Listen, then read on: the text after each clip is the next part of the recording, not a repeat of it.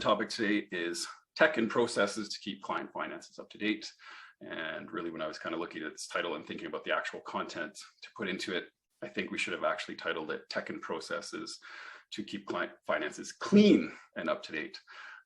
One of the big reasons that we want up-to-date financials is to avoid GIGO, garbage in, garbage out, because of course, garbage in, garbage out ruins any opportunity that you have to create a forecast and provide advisory for your client. So having really high quality data that is timely is extremely important for forecasters and advisors. And of course, there's a lot of work that goes into trying to achieve high quality and timely data. So that's what we'll be talking about a lot today, or what we will be talking about in total today. We'll be talking about what high quality data really means. We'll be talking about the process that it takes to get high quality data. And we'll be talking about how to actually make it timely, which basically means that we'll be talking about tech we can use to make it faster, quicker, and the whole process more responsive. So first things first, when we talk about high quality data, what do we actually mean? Well, there's two things, in my opinion, when it comes to high quality data, and that means that it's accurately coded from a bookkeeping standpoint, as well as consistently coded. And those are very similar, but they are two different and very distinct things. When we're talking about accuracy and accurately coded data, we're talking about data that's been verified against source documents in some way, shape, or form. And so, keep in mind that this is either you doing it or your clients doing it, but the main point is that there's some quality assurance in place in the bookkeeping process. And I'm picking on this because it's easy to take financial data at face value. So if you're not doing the data entry, a lot of inaccuracies can persist. And if you're not checking them, those errors in the coding can then skew the historical results, which if you're creating future-looking forecasts, often your forecasts are based on historical estimates. So it skews your perceptions of what will be happening in the future. And so accuracies can be something as simple as the amount's wrong, the date's wrong, but it could also be something in terms of expenses versus capitalization. So a good example would be a one-time large repair that should be capitalized is put on as an expense in the profit and loss statement. And so if you're creating an expense forecast moving forward, you've now got this big lump payment that if you're taking an average of that expense account, you're now overestimating your expenses on a go-forward basis. So your forecast is already inaccurate. So really getting accurate data is important. So that's the accuracy piece. And related to that, as I mentioned, is consistency. So consistent coding is a related concept, but it is different. So when we're saying that something needs to be accurate, it also needs to be consistent, meaning it needs to be accurately coded the exact same way in the accounting system time and time again. And so if it's not done that way, again, it will skew past results, which then skew your future expectations. So a good example would be vehicle expenses. Maybe it's not the best example, but it's a good example. So vehicle expenses there could be three accounts. You could have vehicle expenses in your profit and loss statement. You could also have travel expenses, and you could also have lease expenses. And it would be very common for a client to code vehicle expenses to any one of those three accounts. And if they do so over the course of 12 months, say 4 months each, you now have three places where one expense was coded throughout the year. And so if you're really looking at the past historical information to then create your forecast, it's really hard to discern exactly what the expenses are and how much they are because they're in three different spots. So again, the data has to be not only accurate, but consistently coded accurately in the same spot. And so the real moral of the story here is trends are your friend. And I always love it. I'm a CFA, and so trends are my friend. The more accurate and consistent the data is in your accounting system, the more you can spot those trends. And the more that you can spot and identify trends, the more you can use those in your future forecasts, which then gives you the ability to create beautiful, precise, overall forecasting pictures for your clients. So, really getting data to a point where you can get good trends is really important. So accurate and consistent data. So what processes do you have to have in place to get this high quality data, accurate and consistently coded data? Manual methods certainly work, but they do take a lot of time and effort, which means a lot of high costs. So simple brute force in terms of just, checking and rechecking your data entry can work, but it's maybe not the best option, especially if the client's doing the work. It's not something they probably enjoy, so you might be upsetting them more so than they should be. So of course that would lead people to, well, let's just use tech. And of course, tech isn't the default answer. You should really have fundamentals in place before you move to that. So what we wanted to talk about before tech is actually three things. We've got standardizing your bookkeeping procedures, separating out transactional workflows from technical accounting workflows, as well as one of my more favorite topics, it's more of a passion topic that I've got, owning the bookkeeping process from end to end. So there's three things that we'll kind of talk about before we get to the tech piece. And the first of those is standardizing your bookkeeping procedures. So whether for yourself, your internal team, or your client, standardizing your bookkeeping workflows are a great way to make general processes more efficient and easy. What do we mean by standardizing bookkeeping procedures, though? We're talking about literally documenting the steps that take bookkeeping functions from start to completion that everybody can follow and know with 100% confidence how to complete those tasks. So it's a very simple concept. And when we mean functions here, we really mean core bookkeeping functions that don't deviate a lot from client to client. So of course, every client has nuances, but we're talking about overall core concepts, say like expense reports. How does a company collect that expense information? How does it go through a system and actually get into the accounting system itself? If you can standardize that across clients, it will be a lot easier for you to build your process out. And so how do these standardized processes help? By setting a consistent procedure, the process becomes easier because it produces more consistent results, and it's more simple to improve and review. And it's just easier for the people involved to actually do because they're just doing it time and again. Especially for a client, if they've got a documented procedure they can look at, they just simply follow the steps and they rinse and repeat every single time they need to do it. Bookkeeping is a lot of recurring entries, so the more you can standardize it and simplify it and document it, the better off you are. And once established, you'll find that typically 80% or more of coding can flow through a standardized process with high assurance of quality. And so what that means from your standpoint, the advisor's standpoint, is that the time to actually check each transaction for accuracy, which is a key piece of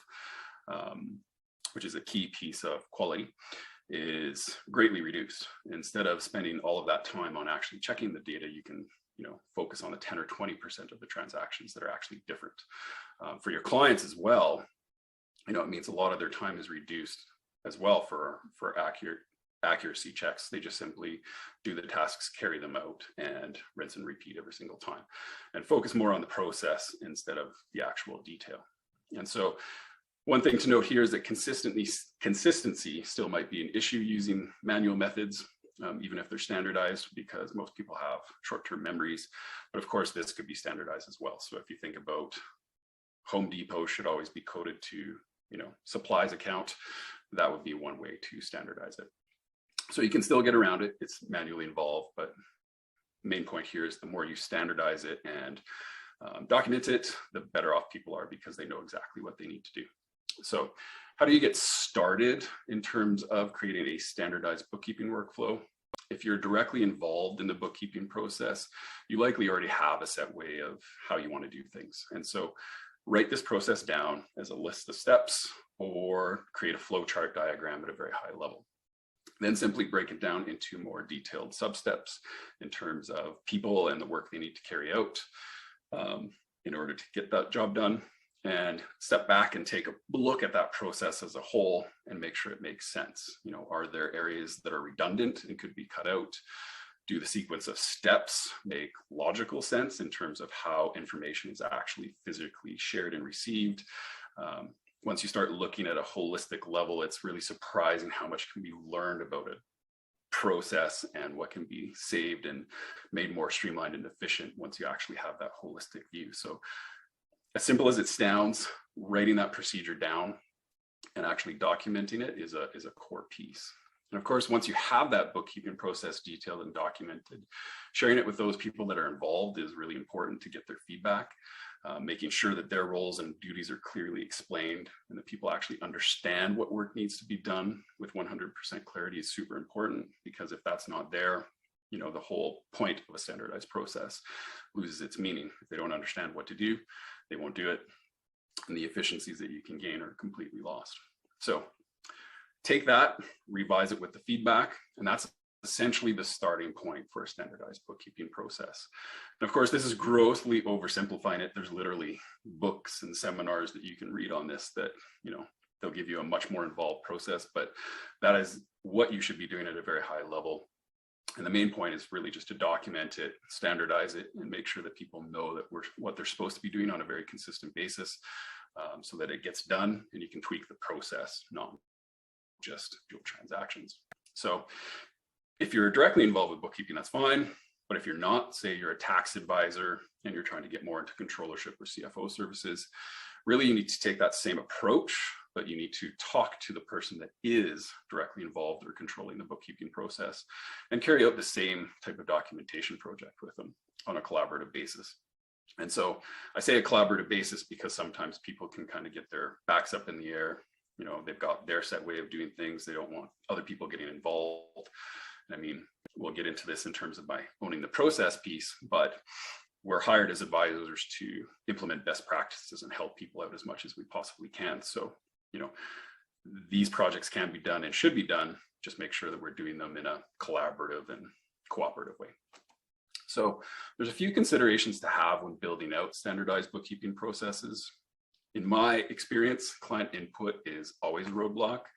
While bookkeeping is important to them and they do need it done, it's really never their top priority. So when you're looking at your process at a very high level, again, as those steps or the flow chart, really look at ways to reducing the client's efforts as much as you possibly can. You know, ironically, taking the work away from them adds to your value because it's something that they don't like doing. And if it is redundant work, it actually improves the overall bookkeeping function. So you're actually saving them time and improving the process. So the more that you can do that, the better. And where you can't eliminate client input, think about ways that you can invest in training and support. Again, this helps eliminate a bottleneck at the very beginning of a bookkeeping process and just helps the entire process of getting higher quality data end to end. Another thing to consider is keeping your end data requirements as simple as you possibly can. The more complex you want your output to be, the more complex the process has to be. And so maybe seems a little bit simplistic or too general, but it is extremely true. So if you think of job costing as a really good example, if you're doing data entry with job costing, that requires a lot more additional time and thought and effort than does just simple data entry. And so creating a standardized process around there becomes a little more complex and is a little more harder to follow. And of course, the more you do that and the more the companies grow and the activity grows, the more that effort compounds and the harder it is to do. So really think about the end data that you need in terms of producing your forecast and your advisory, and really frame and set the bookkeeping process as a whole around that. So really try to keep it as simple as you possibly can. You know, the whole KISS rule, which I love to ascribe to. So that's kind of the standardized bookkeeping processes, just again, at a very high level. That's kind of just surfacing it very quickly. There's two other things that I talked about at the start though. And the second one was separating transactional workflows from technical accounting workflows. And so what do I mean by that? There's a lot of different routines for bookkeeping, accounting, tax, and the frequency with which all of these are carried out is always different. Cash flow advisory typically ties in best with bookkeeping workflows. And if your coding is accurate and consistent, the best time for cash flow forecast and cash flow advisory is basically right after the bank account is fully reconciled and up to date.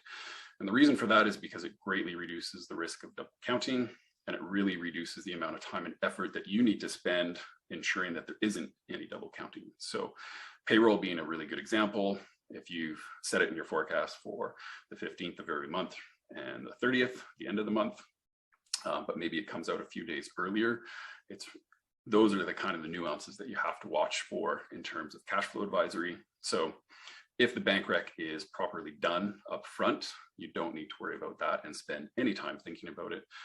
It just simply is done. And so when it comes to transactional or bookkeeping workflows and technical accounting workflows, this is problematic more when you've got someone doing end-to-end, so bookkeeping plus for financial reporting, and the processes are tied together.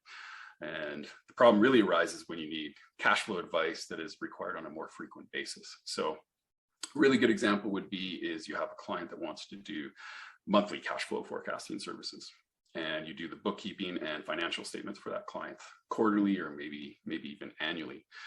And so one way to combat that is you could spend more time on the forecast itself and making sure that there aren't any of these redundancies or double counting, or you could look at decoupling the actual bookkeeping workflows from the period end workflows and making those reconciliations and the actual transactional workflows more consistent. And so the reason that you might want to consider that is because typically those bookkeeping workflows are pretty easy to change, especially if the client's doing them, they just simply do them more frequently. And the way to separate them is really simple. You just, anything transactional data related, anything related to the bookkeeping process, so source document collection, bank reconciliations, client follow-ups, those can be set to say the monthly basis using our example. And then you do your forecast right after them without fear of duplicate transactions or inaccuracies. And then you can still do all of your quarter end or annual financial statements as you have in the past. Those don't need to change at all. The main point here is that you can separate those two, and you shouldn't be afraid to, because the amount of time that you can save in your forecast could actually be more than made up in terms of the slight additional effort it would take to do the actual bookkeeping workflows. The third piece I was talking about was owning the bookkeeping process. So I talk about this a lot with professionals, probably more so when I'm a little more off the cuff. And it is more of a passion thing for me. You know, we're hired as experts and we're here to implement best practices. But I often find, even myself, we often make compromises with clients in order to make them happy. And this is completely fine as long as it doesn't impede with our work. If we can't do our work properly, we'll never be able to provide the client with what they want. And we're kind of setting ourselves up for failure as well as the client for failure, because, you know, they've hired us for a specific purpose. So when it comes to the bookkeeping process, we really need to make sure that we own it. And I don't mean lording over staff members or the clients and micromanaging the entire process from end to end. What I'm really talking about here is being in tune with how the bookkeeping process works for that client and that company, and the steps that are required to carry it out properly, and really ensuring that it produces the information that we need as an advisor. And if it doesn't, then improving it so that it does. So really being providing feedback and improvements so that we get the data and the quality that we need. So owning the process is particularly important when clients are doing their own established in-house bookkeeping processes. And sometimes we essentially get scared to suggest new methods. And it's a good thing to remember that we were actually hired to do just that. We were hired to implement some best practices. So even if it doesn't relate specifically to the forecast itself, the foundation level, the bookkeeping work that needs to be done is part of that process. So don't be afraid to make suggestions in that regard. So we've talked about standardizing bookkeeping processes, separating bookkeeping and accounting workflows, and owning the process. And so that gives us high quality data. If we can do that well and we can do it consistently, we'll have high quality data. So data that's accurately coded and consistently coded. Key piece though is trying to get timely financial data. And so standardizing the process helps you get more timely data. But again, as we mentioned too and alluded to, manual efforts can only go so far. So it does take a lot of work to get that high quality data. And that is where you can turn to technology. And of course, having more up-to-date records is really important, because the more we can have information in real time and on hand, the better we can provide we can provide the advice to our clients on a real time and ongoing basis. So how do we get it? Leveraging technology. We find that by leveraging technology in the bookkeeping process, or in especially standardized processes, you can usually eliminate 60 to 80% of a lot of the what I would call grunt work or heavy lifting. The easiest example I like to give is around automation tools on data entry, so expenses and spending on AP. So you can use tools like auto entry, Dex Prepare, or HubDoc. These are extremely powerful tools. They allow you to snap pictures of receipts on mobile apps, or your clients to snap pictures on mobile apps, upload receipts, and email invoices via desktop apps. And some of them have auto fetch capabilities where they can go and log in and pull statements for you, though it seems like two-factor is really starting to blow those things up. That said, they surface all of this data, they pull out the dates, the amounts, sales tax if there is any, and they code it into the accounting system for you once you've properly trained it. And so because of this automation, these tools, even though they're kind of degrading a bit, they still provide a ton of value when it comes to providing consistent and accurate data, kind of the two metrics we use for high quality data. If you're trying to do this on a manual basis, it's still a ton of work. And so leveraging these kind of tools are extremely important. They can save a ton of time and effort, either for yourself or your clients, which means more engagement and more buy-in in the process, and ultimately giving you that high quality data that you need, which then means you can provide better forecasts and more frequent forecasts, which is even more valuable because you can do it on a quicker basis. Of course, when I say that, I like using the AP as an example, it's not the only one out there, because when we look at the bookkeeping process as a whole, there's a whole host of different routines that need to be done. Bank feeds are a great example, and those too have been really troublesome, at least for myself recently. Again, two-factor authorization seems to be kind of blowing up a lot of our bookkeeping workflows, but we utilize software management to kind of do some manual workarounds with them. So using tools like Dashlane or LastPass or 1Password are extremely useful because they allow you to share logins with the client or in between team members securely, so that you can log directly into the bank account in order to get that information and work around it. You can also get view-only card access and get the same information the same way. Or there's other options in the pipeline. Say in the US, as an example, there is now Relay Financial, which is creating a business-friendly online bank with pretty reliable bank feeds. And so, the more that this kind of technology develops, hopefully the better it will be. Of course, in saying that, bank feeds also isn't the only thing in a bookkeeping workflow. When we're talking about standardizing bookkeeping processes in general, having task management platforms can be really useful. So, a place where you can document and store these standardized operating procedures becomes really important, so people can check off tasks. You can see exactly where they are and how they've been completed and are they on time. And this is where tools like Carbon, Pixie, Asana, Trello, and even Process Street can be really, really useful in terms of whether it's internal or sharing it with your client. There's also a lot of tools out there that can help you with the actual financial data review. So verifying that things are coded consistently and accurately. There are actually apps out there that will help you do that. And so 3 of them that come to mind are Zenit Auto Review, Verify IQ, as well as Dex Precision. And so what these tools do is they log into your accounting system. They'll help detect anomalies in your financial data, which then obviously saves you the time of having to go through and do that yourself. So if you think about it from a whole process standpoint, there's multiple tools that we can use throughout the bookkeeping process. It can be on the data entry, it can be on the bank feeds, it can be on the project management, it can even be on the final review. And I'm not saying you need to implement all of these. I'm just saying that if you look at the bookkeeping process as a whole, there's a lot of options that you can have in terms of really streamlining the amount of work that you have to do and the amount of effort that you have to do in order to get your bookkeeping from a state of nothing to high quality data.